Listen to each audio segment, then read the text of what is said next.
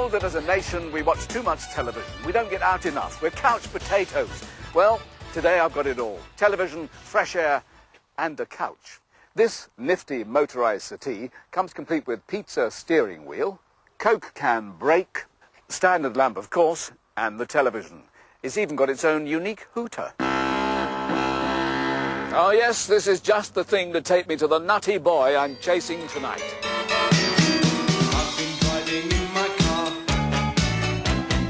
It's not quite a Jaguar. Born in Hastings, for a while he was a teenage rebel on the streets of London. But it was music that put him on the road to fame. I found a member of one of the country's most successful bands. He and his outrageous mates dominated the charts throughout the 80s. But, like Cher and Lulu and Trigger, he himself goes by just one name. And now, to the BBC! Tonight he's on duty as team captain of a brand new music quiz on the telly. His rival is Noddy Holder, MBE, and keeping order is Jamie Theakston. Now, listen up, everybody. Here on A Question of Pop, we've got one extra special round. Can you tell me who is this mystery guest?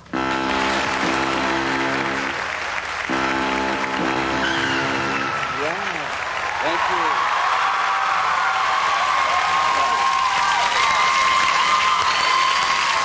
I have to say that I'm here to bring a little sanity to the proceedings and also to say that tonight, Suggs...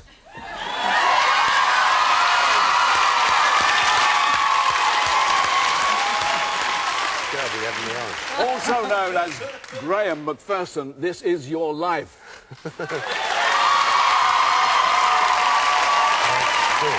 Yeah, thanks very much.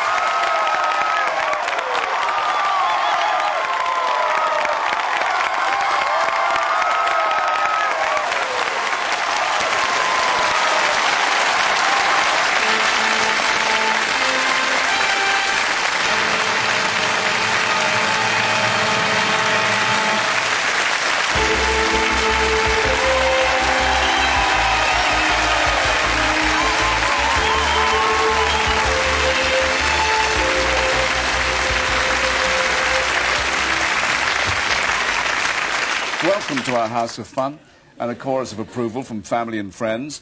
As lead singer of Madness and a TV regular, to your millions of fans, you are known simply as Suggs. To your mother and the taxman, though, you are still Graham McPherson. And here's the other Mrs. McPherson, your wife of 19 years, Anne, with your daughters, Scarlett and Viva.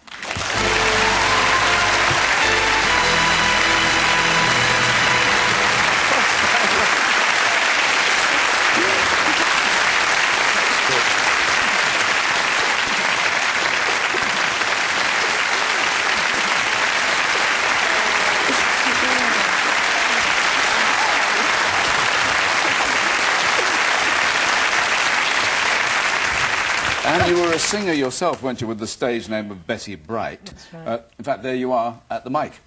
But at first, you and Suggs weren't quite in harmony.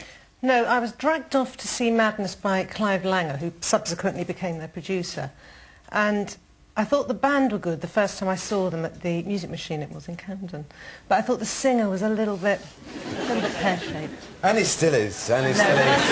I soon changed my opinion. Since you first hit the charts in 1979, you've devoted yourself to entertaining the British nation one way or another. Let's recall some moments of madness and much more. Is the audience ready for another nice quiet evening in?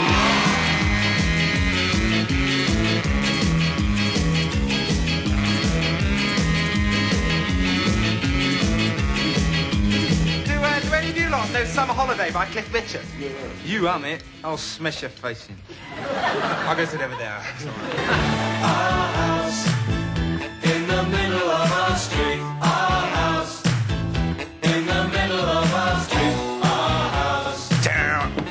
Down now.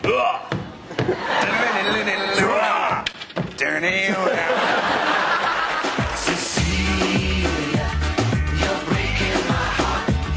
You're shaking my confidence. All TV hosts have a glamorous assistant. Apart from me, I have a pop monkey. Now let's get off on the right foot with one of my favourite personal bands. I refer to Madness.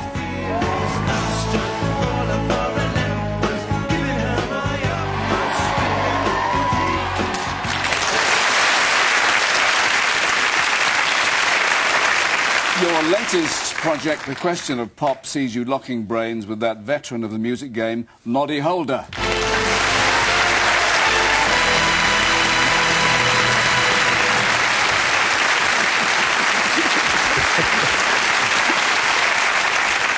Noddy, would you say that Suggs is a success? He is a success, yes. On Question of Pop, we lock horns. We're very competitive. And we're trying to outdo one another every week, aren't we? And I'm outdoing I know more about pop than he does, because I've been around a lot longer. But my brain works more quickly. That's very true. Thank you, Noddy. Cheers.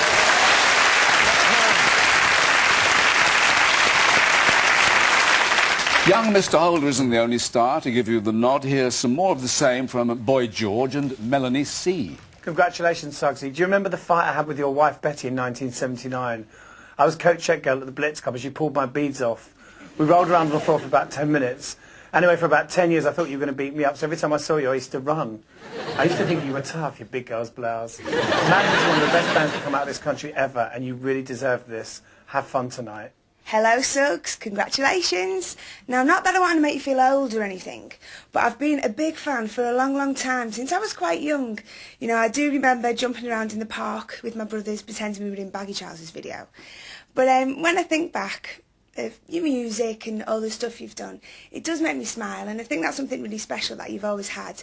You can make other people laugh. And you've inspired me in ways, and, you know, maybe you'll see your influence in some of my work. I don't know. But anyway, have a good night tonight, and you must have a good sense of humour supporting Chelsea. See you later. I'm still going to have that Boy George, I'll tell you one day. Really?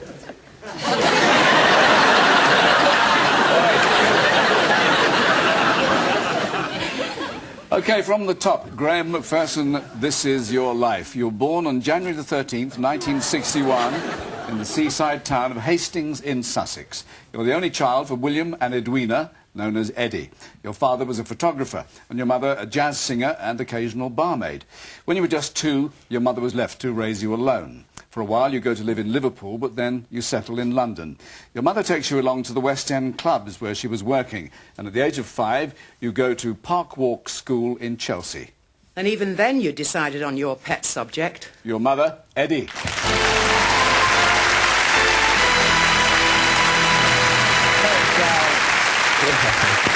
I've made it now.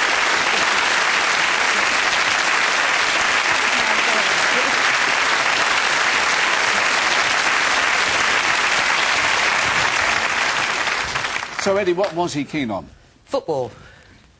When he was at Park Walk, there was a hamster which belonged to the school, and some parent during the summer holidays had to take this hamster home. And guess who got to take this hamster home?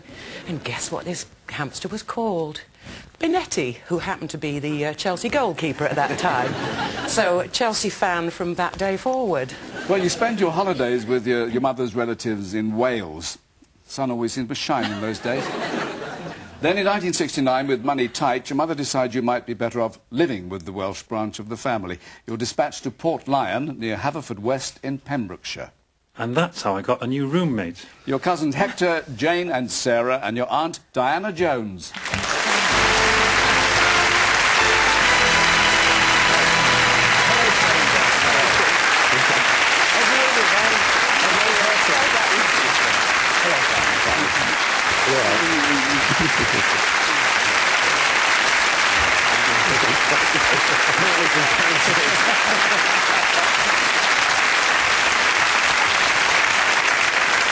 Hector, we have a picture of you and Sarah and Graham, as he was known then.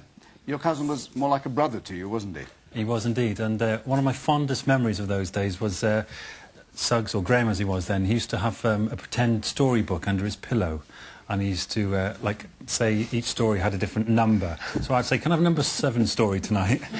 And he'd stick his head under the pillow and say, oh, hold on, I'm just looking for it, obviously making a story up as he's going along. And then he'd repeat these stories, you know, like Robinson Crusoe or something like that. Dinah, your nephew was a bright boy. Yes, he was very bright, and also was a very talented cartoonist. And in fact, at one time we thought he'd make a career because he used to invent strip cartoons. But one of my fondest memories of the 4 children playing in the garden in Wales, and each of them had their own tree in a corner of the garden, and Graham called his the faraway tree after the Enid Blyton book, and also they used to find all sorts of rubbish and laid it out at the foot of the tree as a museum.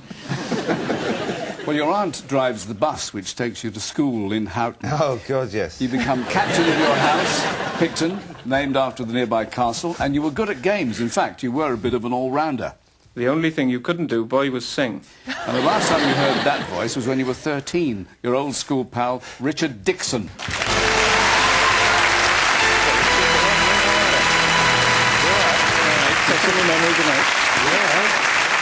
So, Richard, you wouldn't have forecast a musical career for young Macpherson? No, I used to stand next to Graham in an assembly in primary school, and so I got to hear his singing voice at a very early age. It's unfair to say that he couldn't sing, but at that time, a career in the music industry wasn't really very obvious. Well, it was at that time also in Wales, you know, everyone could sing, so you had to be pretty good to be any good, yes, absolutely. But you were painting, I remember, at that time, Richard. Did you ever do any more with that? No, I didn't take it any further. You were not so bad at that yourself. No, exactly. No, we were both all right at that, and we did nothing with it. No. Never mind. It's great to see you. And you. Amazing memory. Thank you.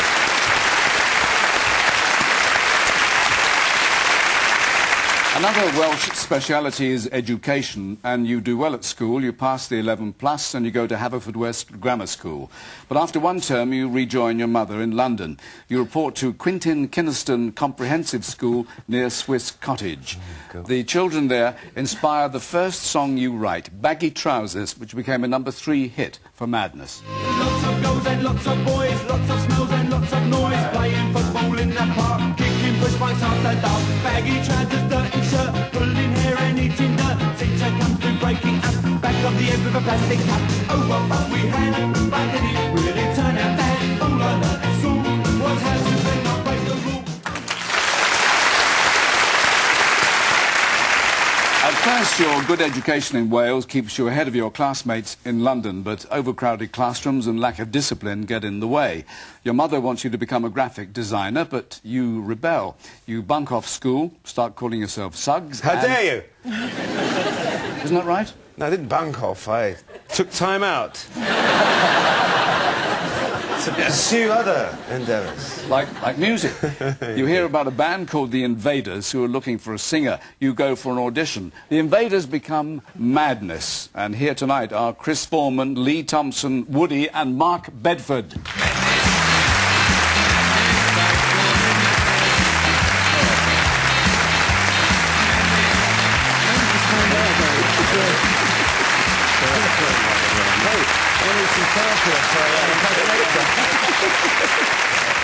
So Chris, Suggs' early pop career didn't last very long. Oh, I remember, yes. He couldn't dance, couldn't sing. Going back weeks. But yeah, he went to a Chelsea match, didn't you, Suggs? Instead of coming to rehearsals like a good boy. And did I? And Mike Garson chucked him out the band. Yeah, the keyboard player chucked me out the band. I just saw an advert in the Melody Maker that said semi-professional bands require semi-professional singers. We put an advert in the paper and we got all of one call. So we got the job. Basically, we sacked him for going to football. And he came back, didn't he? Yeah. He came back. Hey! Yeah, hey! Suggs, by the way, here's the album that I borrowed from you without your permission. And that's it. Good luck. Thanks very much, Chris. Right, thanks.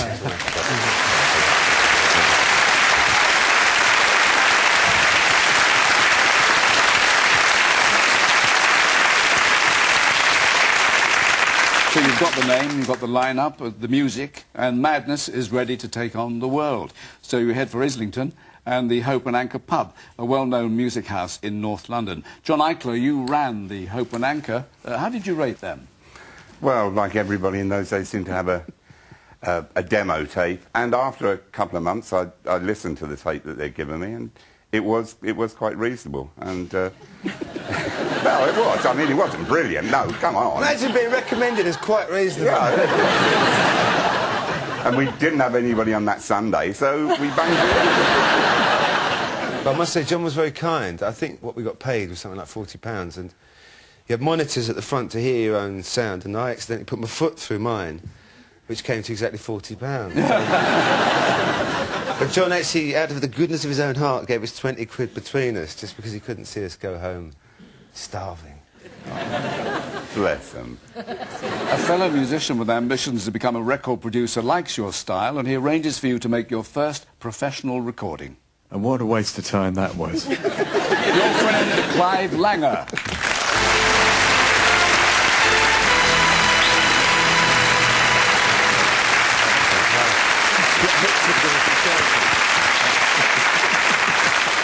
So Clive, did something go wrong?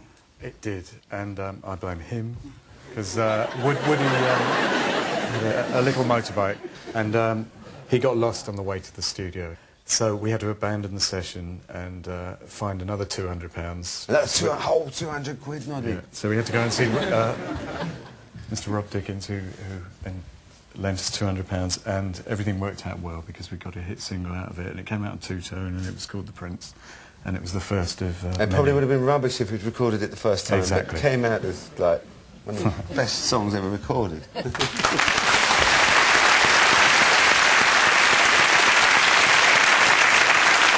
So, The Prince was released on the Two-Tone label. Written by Lee Thompson, it was a tribute to reggae star Prince Buster. It reaches number 16 and gets you your first ever appearance on Top of the Pops. You were just 18 years old.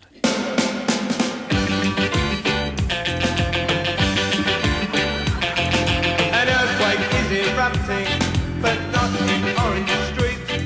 A ghost dance is preparing. You got to help us with your feet. If you're not in the mood to dance, step back, grab yourself a seat. This may not be uptown Jamaica, but we promise you a treat.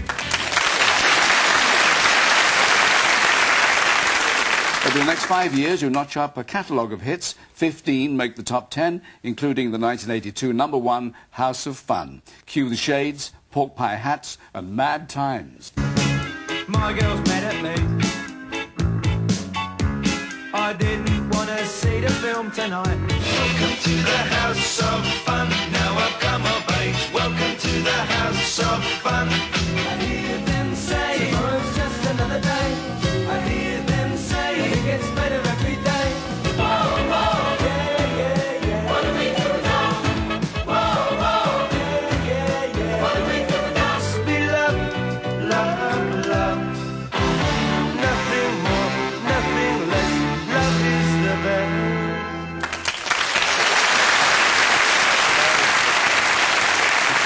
Well, those were all great numbers, and Mark Bedford, this was success beyond your wildest dreams. Yeah, and it was a constant sort of merry-go-round of touring. Lots of recording as well, and it went on until 1986. Now, Suggs, in the middle of all this madness, you meet Anne. You marry in Camden on December the 21st, 1981. The next year, Scarlett is born, followed by Viva in 1985. Scarlett, you're born musicians, aren't you? Yeah, well, me and my sister have always sort of played instruments, like, all our life sort of thing. But I think it is partly because when I was really little and Mum and Dad used to go on tour, they used to make me sleep in a guitar case. And I think that's part of the reason why. It wasn't shut, though, it was open. Practically. A real rockabye baby. Yeah. Viva, what are your early memories? Well, when I was about 8, I went on holiday to Suffolk with my mum and sister. And I got there and realised I'd left my teddy in London. So my dad had to order a cab and send it all the way from London to Suffolk with my teddy in, and it arrived in the front seat with the seatbelt on. Nice touch. In 1984, Madness set up their own recording business with the label Zarjazz. Oh, yes. But in 1986, after 7 years at the top, Madness decided to call it a day. Was it tough to switch off? Yeah, it was very tough, yes. I think we'd all had such a hectic time for so many years that we started forgetting ourselves whether it was enjoyable or not anymore. And certainly when it was all over, finally, it was very difficult for me because we'd been so close for so long. Well, after all your time as a performer, you start to work behind the scenes, managing new talent. One of your signings is The Farm. Among your produce is this hit.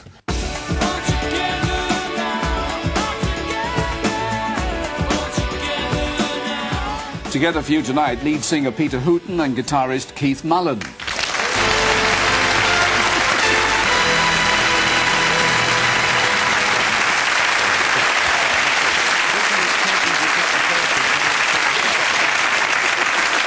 So, Peter, you thought Suggs could help you?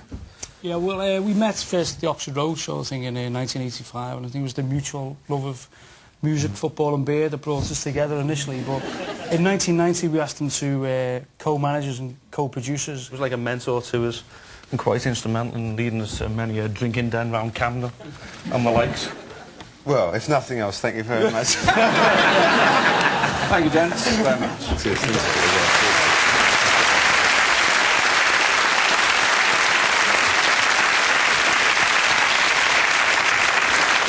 While you're working with the farm, an interesting plot starts to take shape. 1992 sees the release of a greatest hits album with a great title, Divine Madness. It shoots to #1. It's clear the fans are still out there, and you're asked to reform the band and put on a special concert. Woody, you remember the details? Yeah, we had to kind of get back together, and Madstock, that we called it, it was an ideal time for us. I know it was just a great show. We did 2 days in a row and like to 70-odd thousand people. It was just very exciting. Well, there have now been 4 Madstocks. Do the farm do livestocks?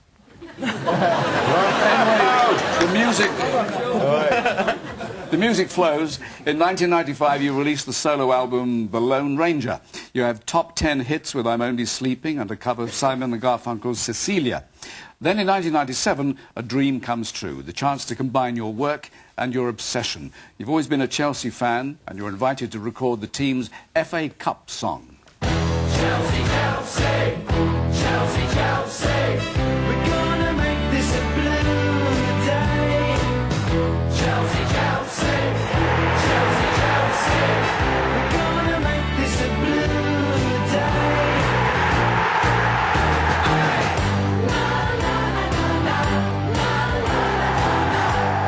Still grateful for your backing, an outpouring of emotion and other things from Gianfranco Zola and current team captain Dennis Wise. Madness, they call it madness. Hello, Suggs. Welcome on our House of Fun. Welcome to our House of Fun. Well, Suggs, I'm wearing my baggy trousers, and I never thought I'd miss you. What is it? Madness. But I never thought I'd miss you half as much as I do. Madness. Everybody here is as nutty. Madness. Everyone here is as naughty as about you, as much as you are about Chelsea. Suggs, we all had a great time recording Blue Day back in '97. Suggs, thank you for all the support over the year. And Suggs, hopefully we'll see you down Stamford Bridge very shortly, and have a great night.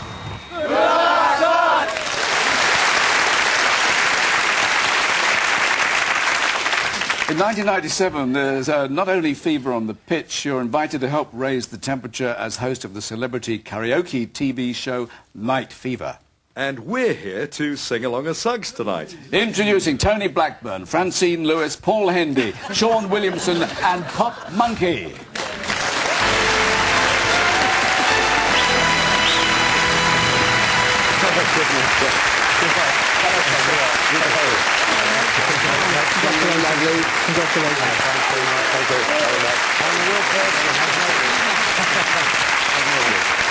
So Suggs has to keep the peace between the boys and the girls. Absolutely. Well, Night Fever is a very quiet little karaoke show we do on a Saturday night, I think you'll agree, where those of us who think we can sing and dance come on and prove that we actually can't. But apart from that, you've made some fabulous records over the years, all of which I've enjoyed playing. So all the success, it couldn't have happened to a nicer guy. Thank you very much. You're very kind. Sean, this was a change of scene for you. It was, yeah, and I was quite nervous, obviously, and I was quite nervous about meeting the great man himself, because I've been a fan of the guys for years, and within 1 minute of meeting him, you realise he's the most unaffected person in showbiz. He's fantastic and puts you straight at ease, and we had some laughs and a few beers. We did, didn't we, Sean? We don't want to go into them in too much detail. Thank you all very much.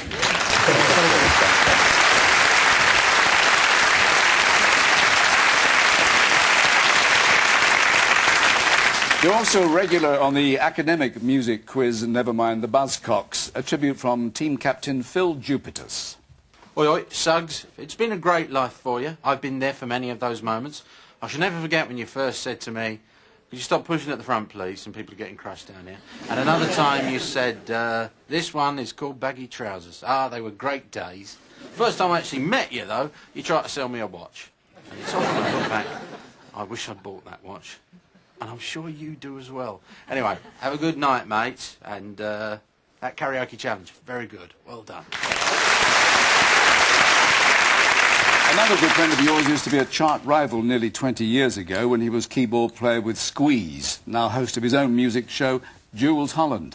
Dear Suggs, I hope you're very much enjoying your television experience, which is This Is Your Loaf. My mind goes back to the early days, the days when we were two little boys on the streets of London, didn't have much of a future, but somehow we knew music was for us.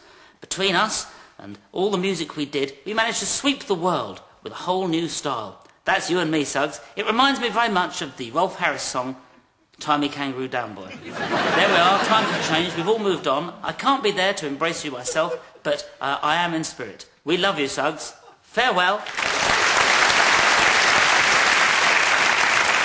Not long ago, you appeared on Jules' show with someone who I know was a major influence in your life, and that was Ian Dury. As you can imagine, Ian was hoping to be part of tonight's show.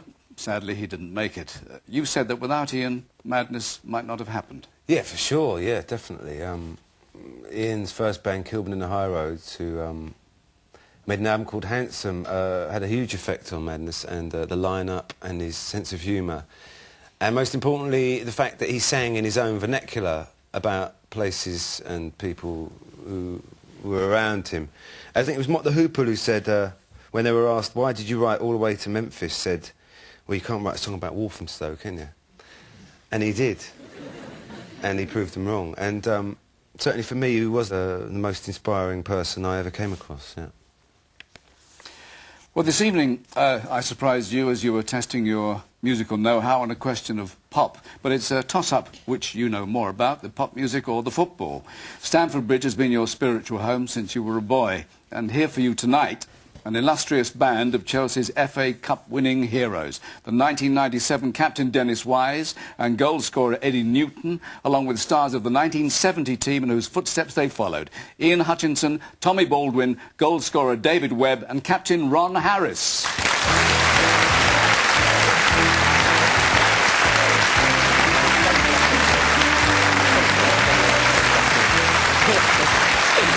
His brother in the presence of psychiatrists got to sort this out afterwards. Thank you. Thank you. Well done. Now, Ron, you played for Chelsea for over 20 years. You were captain for 11 years. Do you guys regard him as a true blue? Yes, but things have changed over the years, because when I was at Chelsea, most of the players, or the majority of the players, were Englishmen. The Chelsea supporters are very, very loyal. I think you're a great ambassador for the club. Well Thanks done, very mate. much, Ron. Thank you. Graham Suggs McPherson, this is your life. Thank you very much indeed.